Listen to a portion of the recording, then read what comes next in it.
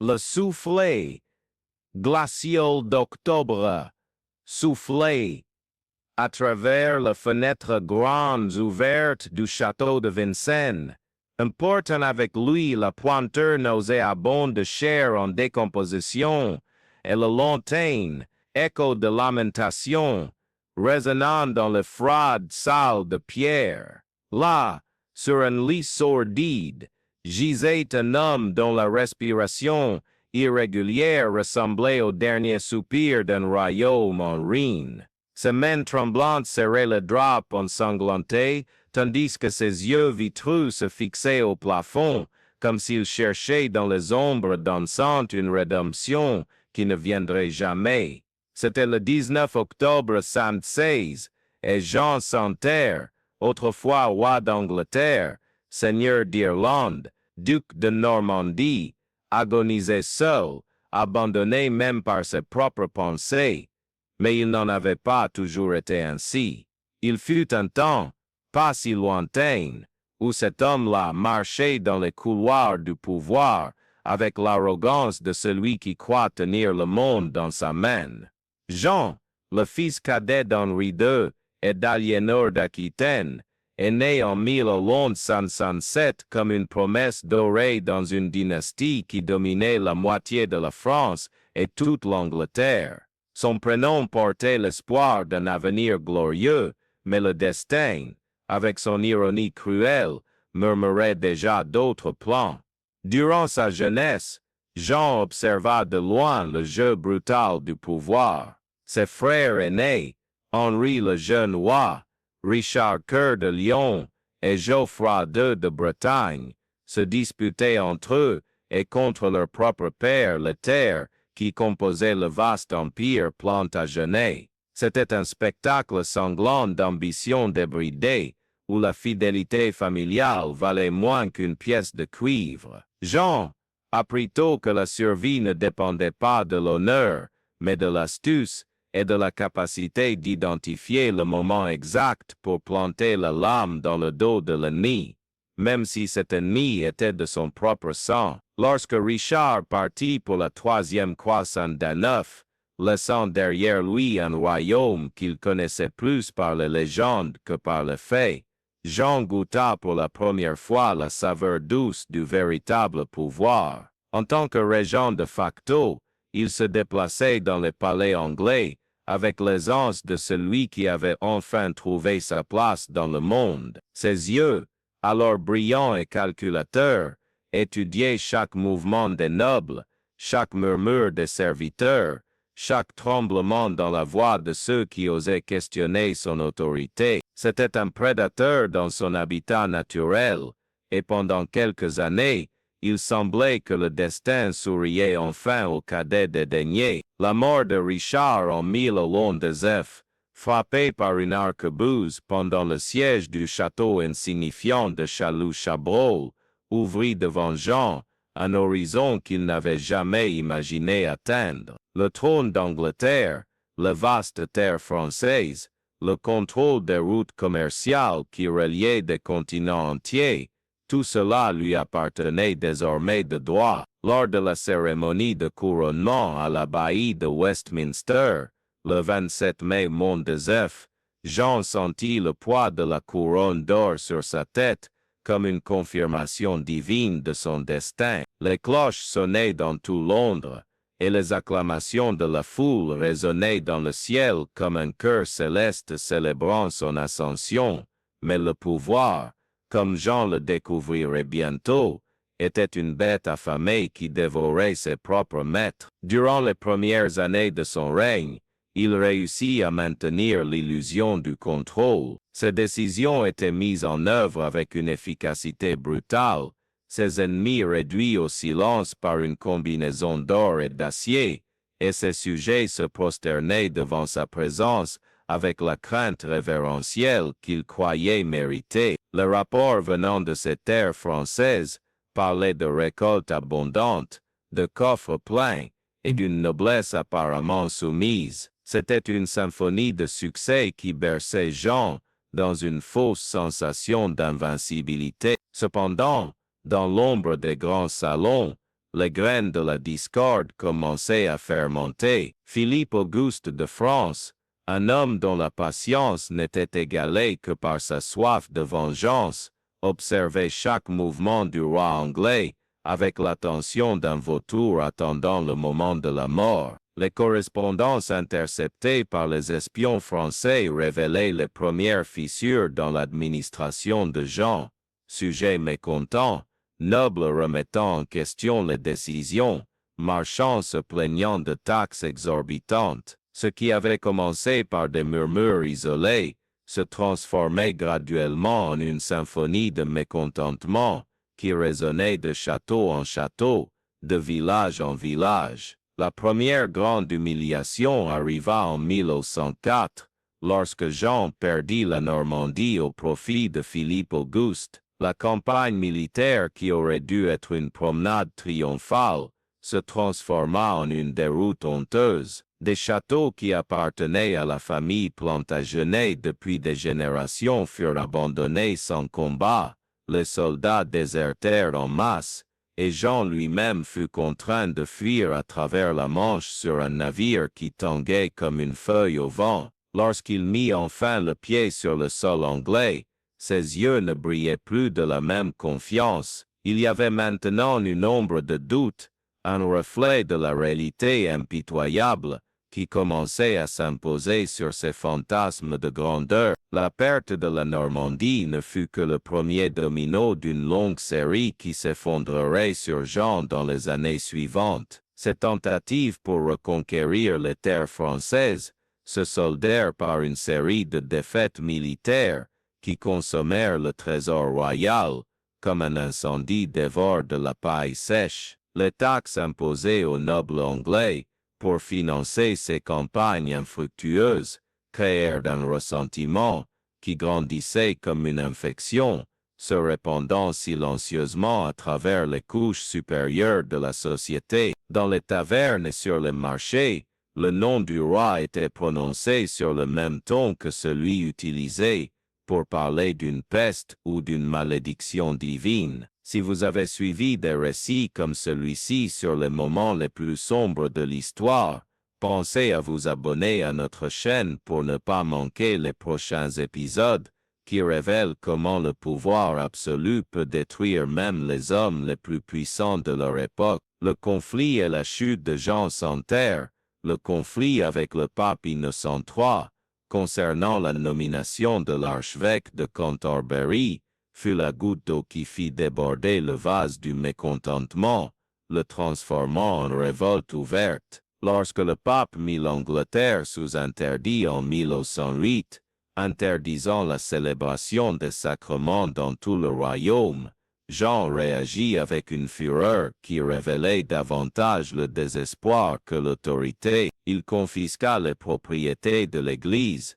exila des évêques, et alla jusqu'à menacer de mort tout clergé osant défier son autorité. Mais ses actions, loin de démontrer de la force, ne firent que mettre en évidence à quel point il avait perdu le contrôle de la situation. L'Église elle-même, qui pendant des siècles avait légitimé le pouvoir des rois, se retourna contre lui comme une mère rejetant un enfant illégitime.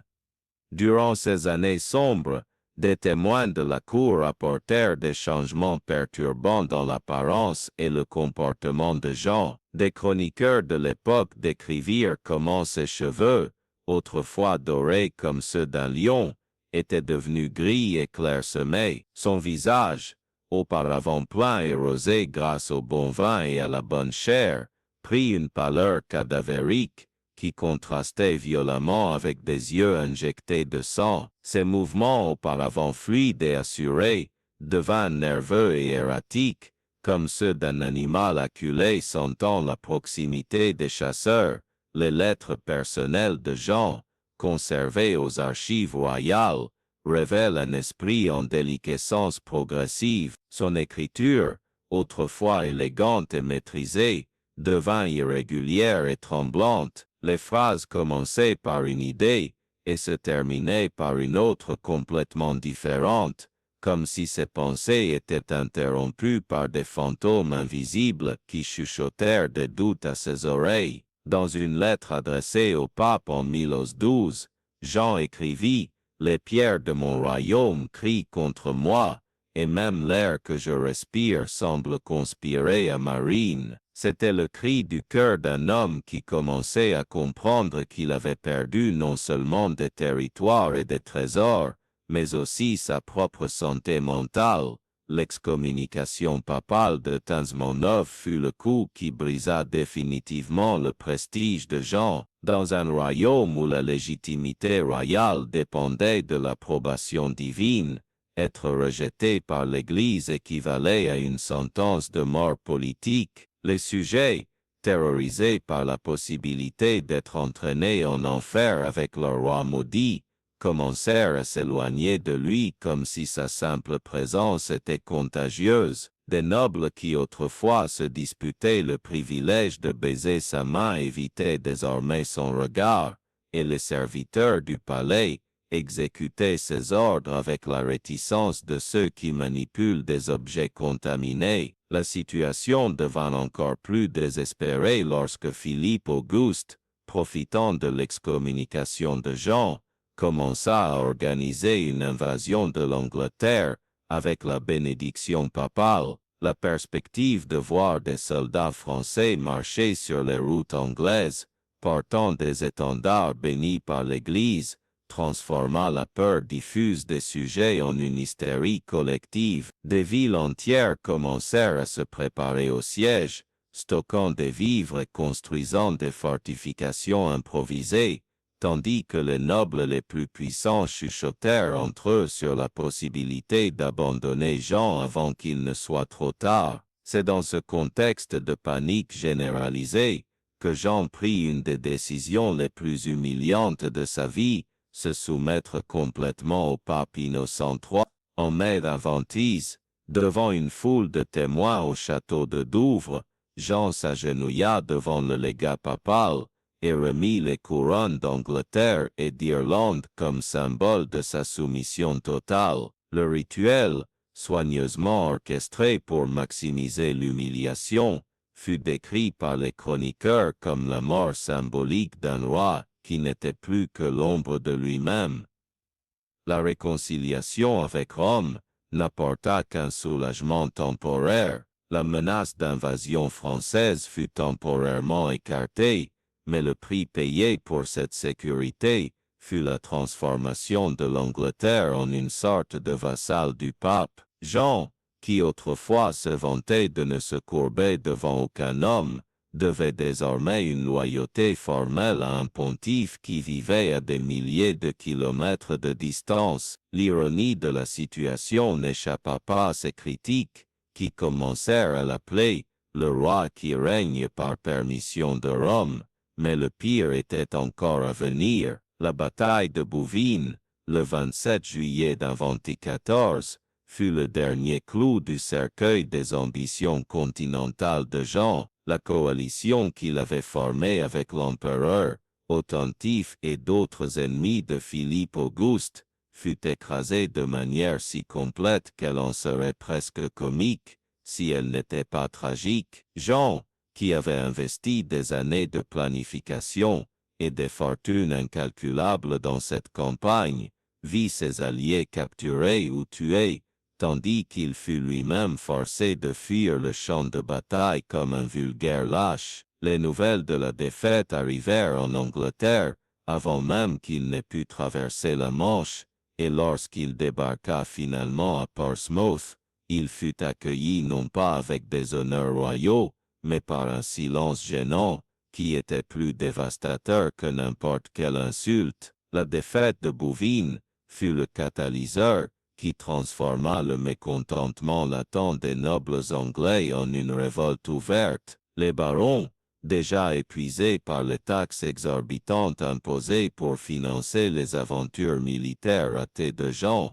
virent dans l'humiliation de Bouvines la preuve définitive que leur roi était non seulement incompétent, mais aussi maudit. Dirigés par des figures comme Robert Fitzwalter et Eustace de Vescie, ils commencèrent à s'organiser en une confédération ayant un objectif très clair, limiter drastiquement les pouvoirs de Jean, ou si nécessaire, le destituer complètement du trône. Les mois qui suivirent Bouvines furent marqués par une atmosphère de conspiration qui pénétra tous les niveaux de la société anglaise. Dans les tavernes, les marchands chuchotèrent à propos des dernières humiliations du roi. Dans les châteaux, les nobles échangèrent des correspondances chiffrées sur les plans de résistance. Dans les monastères, les moines copièrent des textes anciens qui parlaient du droit des sujets de se révolter contre les tyrans. C'était comme si toute l'Angleterre était une cocotte minute sur le point d'exploser, et Jean, isolé dans ses palais de plus en plus vides, semblait être la seule personne qui ne comprenait pas la gravité de la situation. Les tentatives de Jean de reconquérir la loyauté perdue par des concessions et des promesses ne firent que confirmer sa faiblesse face aux barons rebelles. Chaque nouvelle offre de négociation n'était pas perçue comme un geste de bonne volonté, mais comme une preuve de son désespoir et de sa vulnérabilité. Les chroniqueurs de l'époque rapportèrent que lors de ces réunions, Jean perdait fréquemment le contrôle de ses émotions, passant de suppliques pathétiques à des accès de colère impuissante en quelques minutes. Sa voix, autrefois ferme et autoritaire, était devenue aiguë et tremblante, celle d'un homme qui ne croyait plus en ses propres paroles. La situation atteignit son point culminant au printemps 1215, lorsque les barons rebelles marchèrent sur Paris avec une armée qui grossissait de jour en jour. La capitale du royaume, qui devait être le dernier bastion de l'autorité royale, ouvrit ses portes aux rebelles sans opposer de résistance. Ce fut une trahison collective qui laissa Jean complètement isolé, réduit à négocier avec ses propres sujets comme un prisonnier suppliant la clémence. Le symbolisme était dévastateur. C'est le roi de France, encerclé par ses ennemis dans sa propre capitale, était contraint d'accepter des termes dictés par des hommes qui, théoriquement, lui devaient une obéissance absolue. La signature de la Magna Carta à Runnymede, le 15 juin 1215, marqua le moment où Jean sans Terre cessa d'être véritablement un roi. Le document, qui limitait drastiquement ses pouvoirs et établissait des mécanismes pour contrôler ses actions,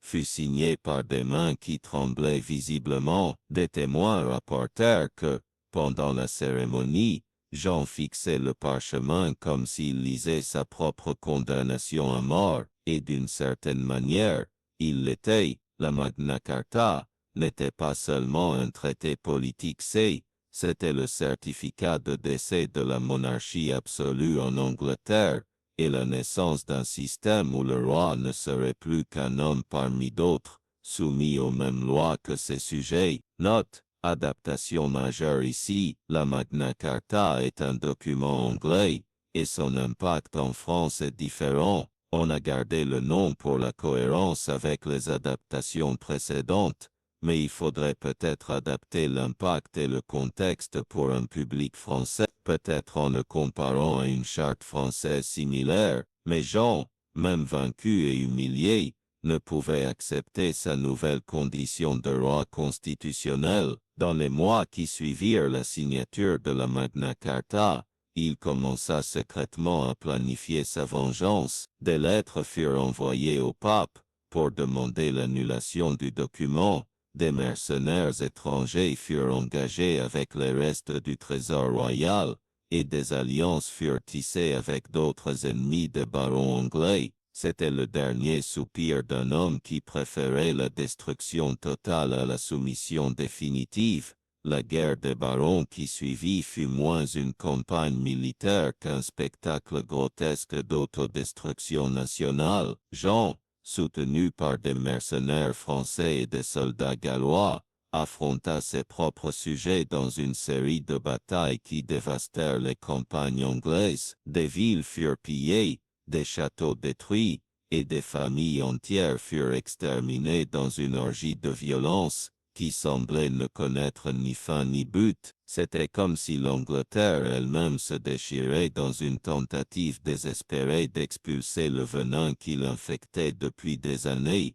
Pendant cette guerre civile, les dernières illusions de Jean sur sa nature royale furent brutalement détruites. Ces soldats mercenaires le traitaient non pas avec le respect dû à un monarque, mais avec la familiarité grossière réservée à un employeur quelconque. Ses propres alliés anglais parlaient de lui dans son dos comme d'un obstacle nécessaire, quelqu'un qui devait être toléré jusqu'à ce que la situation se normalise. Des lettres interceptées par les rebelles révélèrent que certains de ses partisans envisageaient déjà secrètement de le remplacer par un membre plus compétent de la dynastie Plantagenet. L'invitation faite par les barons rebelles au prince Louis de France pour prendre le trône anglais fut le coup de grâce à ce qui restait de l'orgueil de Jean. Savoir que ses propres sujets préféraient être gouvernés par un étranger plutôt que de continuer à supporter son règne fut une humiliation qui surpassa toutes les précédentes. Louis,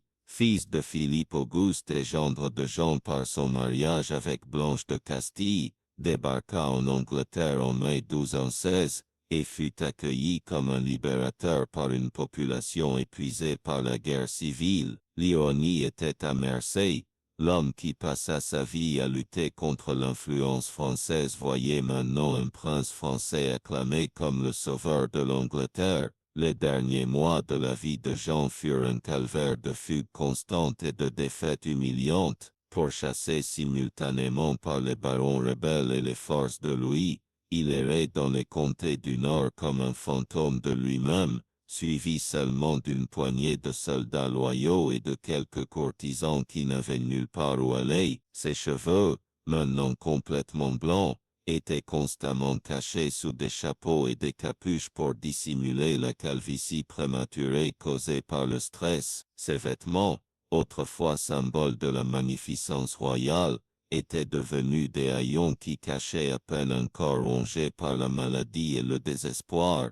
Les dernières lettres dictées par Jean révèlent un esprit tourmenté par la paranoïa et les remords. Il parlait constamment de complots imaginaires, accusait des serviteurs loyaux de trahison, et alternait entre des accès de colère impuissante et des périodes de profonde mélancolie. Dans une lettre adressée à son fils Henri, âgé de seulement 9 ans, Jean écrivit: Si mon fils, lorsque ces mots te parviendront, je ne serai peut-être plus qu'un souvenir amer. Apprends de mes erreurs, car un royaume perdu par incompétence ne peut jamais être conquis par la force. C'était l'aveu d'un homme qui comprenait enfin l'ampleur de son échec. La maladie qui le frappa dans les derniers jours de sa vie fut décrite par les chroniqueurs comme une fièvre malignée qui consumait son corps de l'intérieur. Des médecins appelés en urgence diagnostiquèrent une inflammation des intestins, probablement causée par une dysenterie, mais certains chuchotèrent un empoisonnement. La vérité, perdue dans les brumes du temps, importait moins que le symbolisme cite. Jean était littéralement rongé par la pourriture, comme si son corps physique reflétait enfin l'état de décomposition de son royaume et de son âme. Les derniers jours au château de Vincennes furent un spectacle de solitude absolue. Les quelques courtisans qui l'accompagnaient encore se tenaient à distance respectueuse, non par révérence, mais par dégoût et peur. L'odeur qui émanait de la chambre royale était si répugnante que les serviteurs se relayaient pour nettoyer les lieux,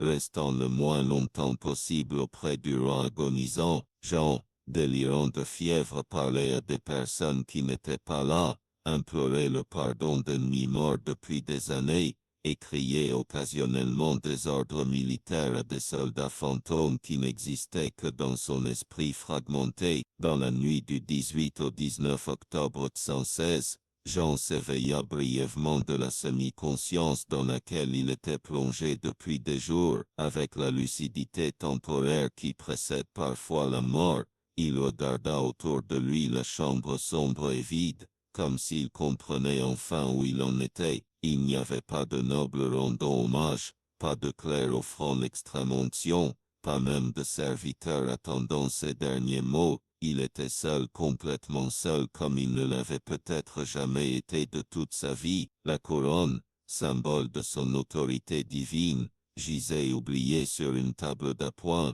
couverte de poussière, et aussi insignifiante que n'importe quel autre objet décoratif. Ces derniers mots, selon des témoignages contradictoires, furent un mélange de regret et de malédiction. Certains dirent qu'il demanda pardon à Dieu pour les péchés commis, d'autres affirmèrent qu'il maudit les barons qui l'avaient trahi. La vérité inclut probablement les deux versions. Jean mourut comme il avait vécu, partagé entre la culpabilité et la colère, incapable d'accepter pleinement ni sa responsabilité pour ses propres échecs, ni la légitimité de la résistance qu'il avait rencontrée. La mort arriva silencieusement, presque par courtoisie. Il n'y eut pas d'agonie dramatique, ni de dernière déclaration mémorable, ni de témoins illustres pour enregistrer le moment. Jean Santerre, roi de France, seigneur d'Irlande, duc de Normandie, cessa simplement de respirer un froid matin d'octobre,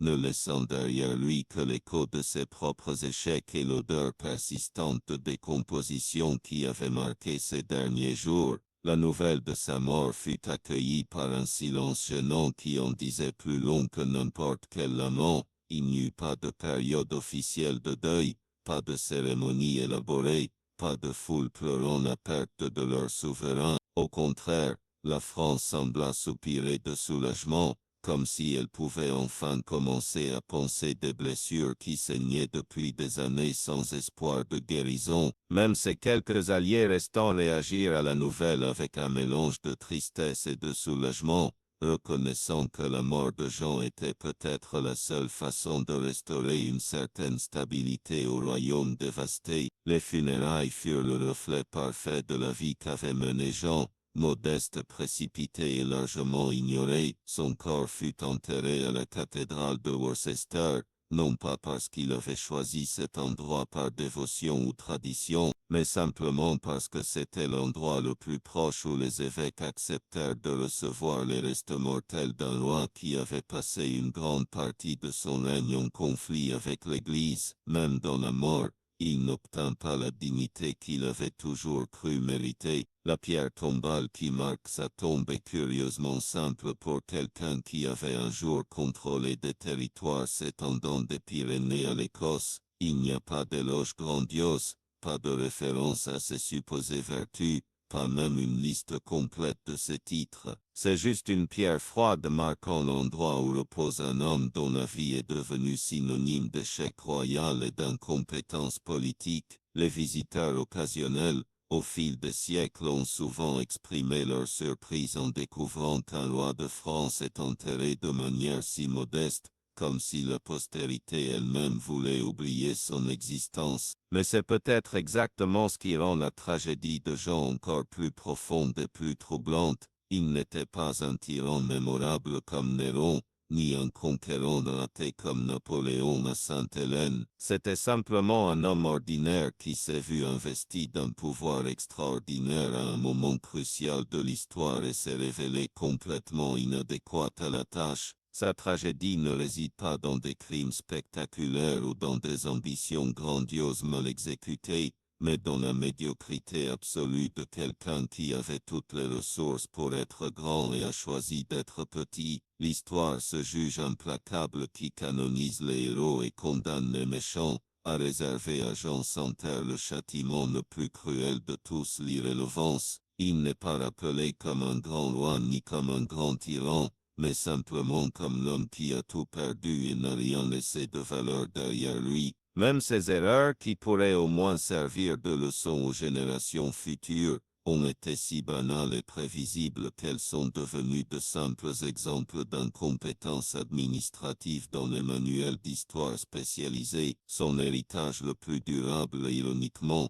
est la Magna Carta, un document qu'il a signé contre son gré, et qu'il a tenté d'annuler dès que possible. La limitation du pouvoir royal qui l'avait tant terrorisé de son vivant est devenue le fondement sur lequel s'est construite toute la tradition constitutionnelle occidentale. Jean, qui rêvait d'être rappelé comme un monarque absolu, a fini par être seulement connu comme le roi qui a été forcé d'admettre qu'aucun homme, même ceux qui sont loin par la divinité, n'est au-dessus de la loi, et c'est peut-être là la leçon la plus troublante qui émerge des débris de sa vie. Le pouvoir absolu ne corrompt pas seulement moralement, mais aussi intellectuellement. Jean a passé tellement de temps à croire que sa volonté était la loi qu'il a complètement perdu la capacité de comprendre la réalité. Il a vécu dans une bulle de flatterie et de peur qui l'a tellement isolé du monde réel que lorsqu'il a finalement été forcé de confronter la vérité sur son incompétence,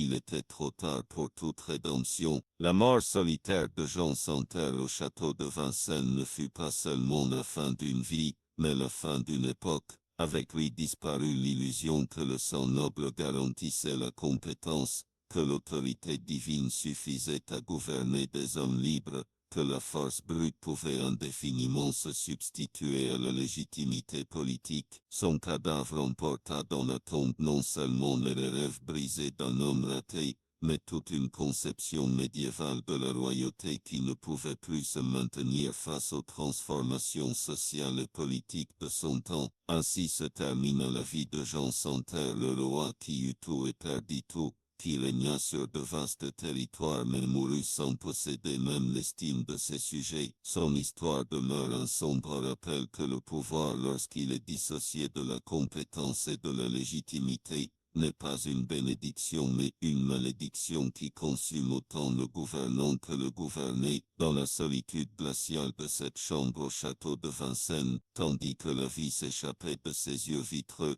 Jean comprit enfin une vérité qu'il avait passé sa vie à nier. Un roi sans royaume n'est plus qu'un homme ordinaire confronté seul à l'inévitabilité de la mort et au poids insupportable de ses propres échecs.